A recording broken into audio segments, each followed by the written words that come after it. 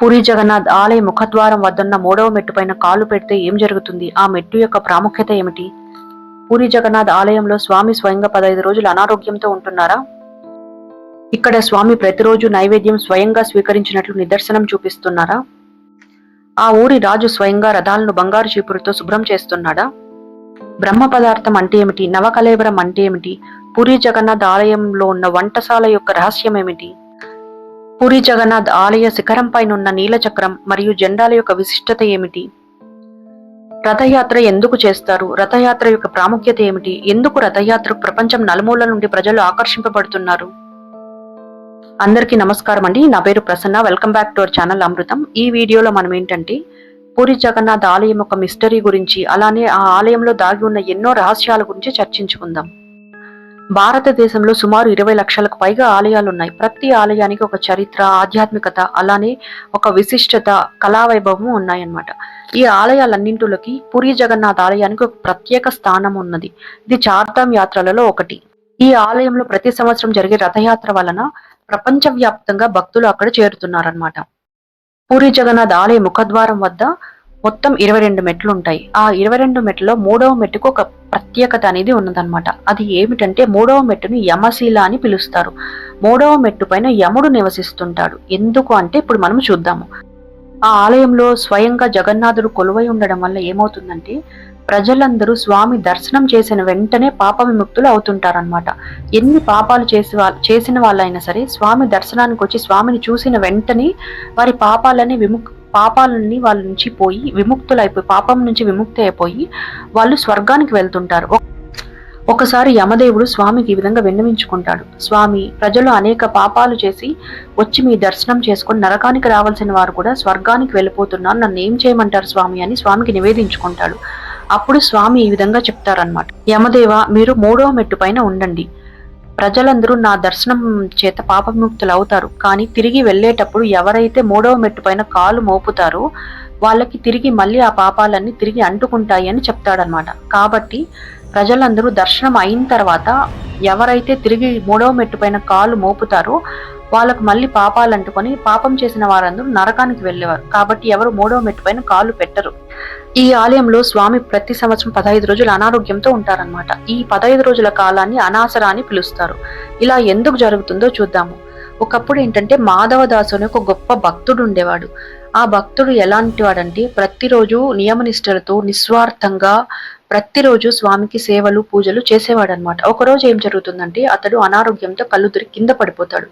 అప్పుడు స్వామి ఏం చేస్తారంటే స్వయంగా స్వామి వచ్చి ఆ మాధవదాసు అనే భక్తుడికి సేవలు చేస్తారనమాట.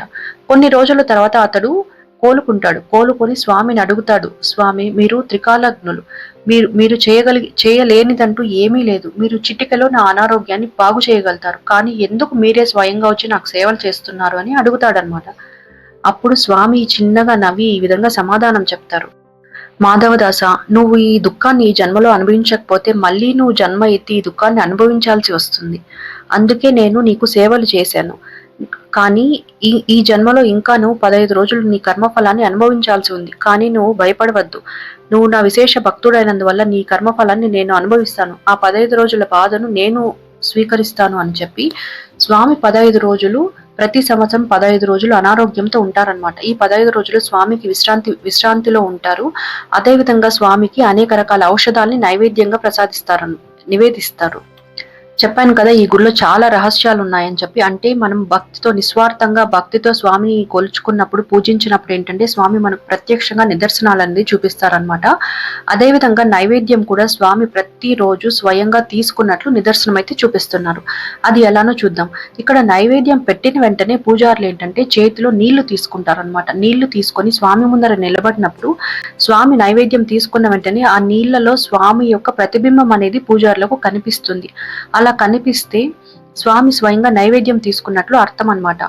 ఒకసారి ఏం జరుగుతుందంటే నైవేద్యం నివేదించిన తర్వాత పూజారులు ఇదే విధంగా చేతిలో నీళ్లు తీసుకొని స్వామి ప్రతిబింబం కోసం వెయిట్ చేస్తూ ఉంటారనమాట. ఎంతసేపు వెయిట్ చేసినా స్వామి ప్రతిబింబం అనేది కనిపించదు. అలా అప్పుడు ఏమవుతుందంటే పూజారులు చాలా బాధపడి ఆ రాజుకి, అప్పుడు పాలిస్తున్న రాజుకి ఈ విషయాన్ని తెలుపుతారనమాట. తెలిపినప్పుడు ఆ రాజు ఏం చేస్తాడంటే ఇంకా ఎన్నో రుచికరమైన ఆహార పదార్థాల్ని తయారు చేయించి స్వామి వద్దకు తీసుకొని వచ్చి స్వామికి నైవేద్యం పెట్టిస్తాడనమాట.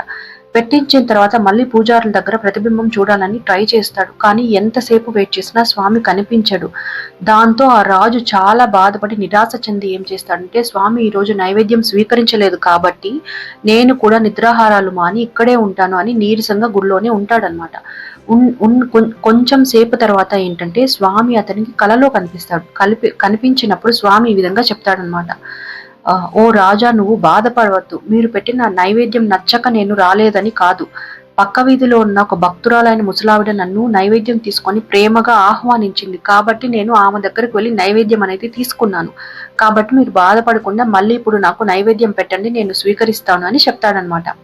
అప్పుడు రాజు చాలా సంతోషించి మళ్ళీ నైవేద్యాలన్నీ స్వామికి నివేదిస్తాడు. అలా నివేదించిన వెంటనే స్వామి సంతోషంగా నైవేద్యం తీసుకుంటాడు. మళ్ళీ వాళ్ళకి నైవేద్యం తీసుకున్నట్లు వాళ్ళకి నిదర్శనం అనేది చూపిస్తాడు. అంటే నీళ్ళలో ప్రతిబింబం లాగా కనిపిస్తాడనమాట. అక్కడితో అందరూ చాలా సంతోషంగా ఫీల్ అవుతారు. సో చూసారు కదండి, స్వామి ప్రతి ఒక్క విషయంలో మనకు నిదర్శనం అనేది చూపిస్తారన్నమాట. మనం భక్తితో స్వామిని పిలవాలి, కానీ స్వామి మనకు వెంటనే మనకు నిదర్శనం అనేది చూపిస్తారు. ఇప్పటికి కూడా మనము పూరిలోనే కాదు, ఎక్కడ ప్రపంచంలో ఎక్కడున్నా సరే మనం భక్తితో స్వామిని తలుచుకుంటే తప్పకుండా మనకు స్వామి కలలో కనిపిస్తారు. ఇక్కడ రాజు స్వయంగా రథాలను బంగారు చీపురుతో శుభ్రం చేస్తాడు. ఇలా ఎందుకు చేస్తాడు అంటే, జగన్నాథుడి ముందు ప్రతి ఒక్కరూ సమానమే. అంటే ప్రతి ఒక్కరు కుల మత వర్గ భేదాలు లేకుండా స్వామి ముందు అందరూ సమానమే అని తెలపడానికి, వినయ విధేయతలను ప్రదర్శించడానికి, అదేవిధంగా అహంకార రహితుడై ఉండడానికి రాజు ఈ విధంగా రథాలను స్వయంగా శుభ్రం చేస్తాడు. ఇప్పుడు మనము ఆలయ శిఖరం పైన జెండా యొక్క ప్రాముఖ్యత గురించి చూద్దాము. మామూలుగా అన్ని ఆలయాల్లో గాలి ఎటువైపు వీస్తే ఆలయ శిఖరంపై ఉన్న జెండా అటువైపు వీస్తుంది. కానీ పూరి జగన్నాథుడు ఆలయంలో ఎలా అంటే, గాలి ఎటువైపు వీస్తుందో ఆ ఆలయ శిఖరంపై ఉన్న జెండా ఆపోజిట్ డైరెక్షన్ లో వీస్తుందన్నమాట. ఇది అక్కడి ప్రత్యేకత. భక్తులు ఇది చూసి ఎప్పుడు తన్మయత్వం చెందుతారు. ఇంకొకటి ఏంటంటే, గుడిపైన ఉన్న 900 కిలోల సుదర్శన చక్రం, నీలి చక్రం. ఈ చక్రం విశిష్టత ఏంటంటే, మనం గుడికి చుట్టుపక్కల 4 దిక్కుల్లో ఎక్కడ నిలబడి మనం సుదర్శన చక్రం చూసినా సరే ఆ చక్రం మనల్ని చూస్తున్నట్లే కనిపిస్తుంది అనమాట. ఇది ఆ గుడి యొక్క, అలానే సుదర్శన చక్రం యొక్క స్పెషాలిటీ. ఇంకొక స్పెషాలిటీ ఏంటంటే, ఆలయ గోపురం పై నుంచి ఎటువంటి పక్షులు కానీ ఎగరవండి. ఎటువంటి పక్షులు ఎగరవు. విమానాలు, ఎటువంటి పక్షులు, కాకులు ఏవి ఎగరవన్నమాట. కానీ మనం గుడి బయటకు వచ్చిన వెంటనే మనకు ఎన్నో పక్షులు కనిపిస్తాయి. కానీ ఆలయ గోపురం పై నుంచి ఒక్క పక్షి కూడా ఎగరదన్నమాట. ఇంకొకటి ఏంటంటే, అలల హోరు. అంటే ఏంటంటే, మనము పక్కనే సముద్రం ఉంది కదా, కానీ మనము గుడి లోపలికి ఎంటర్ అయిన వెంటనే మనకేంటంటే బయట ఎంత సౌండ్ వస్తుందంటే అలల సౌండ్ అంతా వినిపిస్తుంది. కానీ గుడి లోపలికి వచ్చిన వెంటనే అలల హోర్ అనేది శబ్దం అస్సలు వినిపించదు. చాలా ప్రశాంతంగా ఉంటుంది. కానీ దర్శనమై మళ్ళీ మనం తిరిగి బయట కాలు పెట్టిన వెంటనే అలల సౌండ్ అనేది చాలా ఎక్కువగా వినిపిస్తుంది అన్నమాట. ఇది కూడా అక్కడి ఇంకొక స్పెషాలిటీ. ఇంకొక మెయిన్ స్పెషాలిటీ ఏంటంటే, మామూలుగా మీరు చూసే ఉంటారు కదా, అన్ని గుళ్ళలో ఏంటంటే ఏదైనా యాత్ర ఉత్సవం జరిగినప్పుడు ఏంటంటే ఉత్సవ మూర్తుల్ని తీసుకొచ్చి ఊరేగిస్తారనమాట. కానీ జగన్నాథుడి గుడిలో ఏం చేస్తారంటే, మూలవర్లు ఉంటారు కదా, మెయిన్ గుడిలో ఉన్న దేవుళ్ళని, అంటే జగన్నాథుడిని, బలభద్రుడిని, సుభద్రని తీసుకొచ్చి, మూలవర్లను తీసుకొచ్చి ఊరేగించి భక్తులకు దర్శనం ఇప్పిస్తారనమాట. ఇది చాలా చాలా స్పెషల్ అండి ఈ రథయాత్రలో. ఇది ఇంకొక స్పెషాలిటీ. ఇప్పుడు మనము వంటశాలలో జరిగే రహస్యం ఏంటి అంటే, అక్కడ ఉన్న మిస్టరీ ఏంటో చూద్దాం.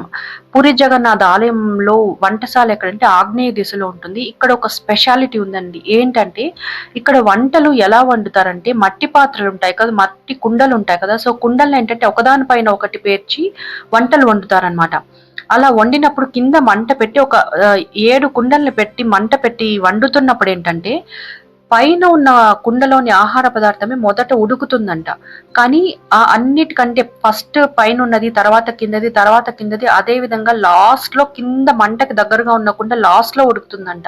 ఇది చాలా చాలా స్పెషల్ అండి. ఇలా ఎక్కడ జరగదు. ఇది ఒక మిస్టరీ. ఎవరు ఎలా జరుగుతుంది ఎవరు ఇప్పటి వరకు కనుక్కోలేదు. సో ఏంటంటే, ఫస్ట్ ఎక్కడైనా సరే మనం మంట పెట్టినప్పుడు మంటకి దగ్గరున్న కుండలో ఉన్న ఆహార పదార్థం అనేది ఉడుకుతుంది. కానీ ఈ ఆలయంలో ఉన్న ప్రత్యేకత ఏంటంటే, ఆ పైన ఉన్న కుండలోని ఆహారమే మొదట ఉడికి తయారవుతుందంట. మన దేశంలో జరిగే అతి రహస్యమైన దేవకార్యం ఏంటో తెలుసా? అది నవ కళేబరం అనే ఒక ఉత్సవం అన్నమాట. అది మనకు పూరి జగన్నాథ ఆలయంలో మాత్రమే మనం చూస్తాము. నవ కళేబరం అంటే నవ అంటే కొత్త, కళేబరం అంటే శరీరం. నవ కళేబరం అంటే కొత్త శరీరాన్ని ఇవ్వడం. అంటే మనము ఈ గుడిలో ఏంటంటే దేవతలకు కొత్త శరీరాన్ని ఇస్తారనమాట. అదొక ఉత్సవం లాగా చేస్తారు. 12-19 సంవత్సరాలకు ఒకసారి ఈ నవ కళేబరం అనే ఉత్సవాన్ని చేస్తారు. ఆ టైంలో ఇది చాలా సీక్రెట్ గా, చాలా అంటే చాలా సీక్రెట్ గా జరుగుతుందండి. ఎన్నో ఎన్నో వందల సంవత్సరాల నుంచి జరుగుతుందన్నమాట. ఈ 12-19 సంవత్సరాలకు ఒకసారి ఏం చేస్తారండి, నలుగురు బ్రాహ్మిన్స్ ఉంటారు కదా, సో నలుగురు అర్చకులు ఉంటారు కదా, వాళ్ళు ఏం చేస్తారంటే మిడ్ నైట్ ఆ ఊరు మొత్తం కరెంట్ తీసేస్తారండి. ఒక్క దీపం కూడా ఉండదు. గవర్నమెంట్ తో సహా మొత్తం కరెంట్ అనేది తీసేస్తారనమాట. తీసేసి ఆ నలుగురు ఏంటంటే కళ్ళకు గంతలు కట్టుకుంటారు. కళ్ళకు గంతలు కట్టుకొని చేతులు కూడా పట్టు వస్త్రాలు చుట్టుకుంటారనమాట. చుట్టుకొని నలుగురు మాత్రమే ఆలయం లోపలికి స్వామి దగ్గరికి ప్రవేశిస్తారు. ప్రవేశించి స్వామి శరీరంలో ఉన్న బ్రహ్మ పదార్థాన్ని తీసి చేతులతో ముట్టుకోకుండా, చెప్పాను కదా చేతులకి పట్టు వస్త్రాలు చుట్టుకుంటారని, సో ఆ పట్టు వస్త్రాలతో స్వామిలోని బ్రహ్మ పదార్థాన్ని తీసి కొత్త విగ్రహంలోకి ప్రతిష్ఠిస్తారనమాట. ఈ ప్రక్రియని నవకళేబరం అంటారు. తర్వాత ఏం చేస్తారంటే ఈ పాత విగ్రహాల్ని ఖననం చేస్తారు. ఇది చాలా చాలా స్పెషల్ అండి. చాలా సీక్రెట్ గా కూడా జరుగుతుందన్నమాట. ఈ ప్రక్రియ మొత్తం అయిపోయిన తర్వాత మళ్ళీ కరెంట్ వస్తుంది, మళ్ళీ దీపాలు వెలిగిస్తారు. ఇది చాలా సీక్రెట్ గా చేసే ప్రక్రియ. ఇప్పటి వరకు బ్రహ్మ పదార్థం అంటే ఏమిటి అనేది ఒక పెద్ద మిస్టరీ. ఎవరికి తెలియదన్నమాట. ఎవరు ఇప్పటి వరకు చూడలేదు, ఎవరు తాకలేదు, ఎవరు ఫీల్ అవ్వలేదు. కొంతమంది కొన్ని థియరీస్ అనేది ఉంది. బ్రహ్మ పదార్థం అంటే ఏంటంటే స్వామి యొక్క ఆత్మ అన్నమాట. ఆత్మ అని కొంతమంది చెప్తారు, స్వామి యొక్క గుండె అని చెప్తారు. ఆ స్వామి గుండెని పాత విగ్రహంలోంచి కొత్త విగ్రహంలోకి ప్రతిష్ఠించారు అని చెప్తారనమాట. ఇది మనకు ఎలా అర్థమవుతుందంటే, మనము ఈ గుడి ఎలా వచ్చింది, స్వామి అక్కడ ఎలా వెళ్తారు అనే వృత్తాంతం వింటే మనకు అర్థమవుతుందండి. స్వామి యొక్క గుండె నీల రంగులో ఉన్న గుండె ఏంటంటే ఈ విగ్రహంలో పెట్టి ప్రతిష్ఠించారు అని చెప్తారనమాట.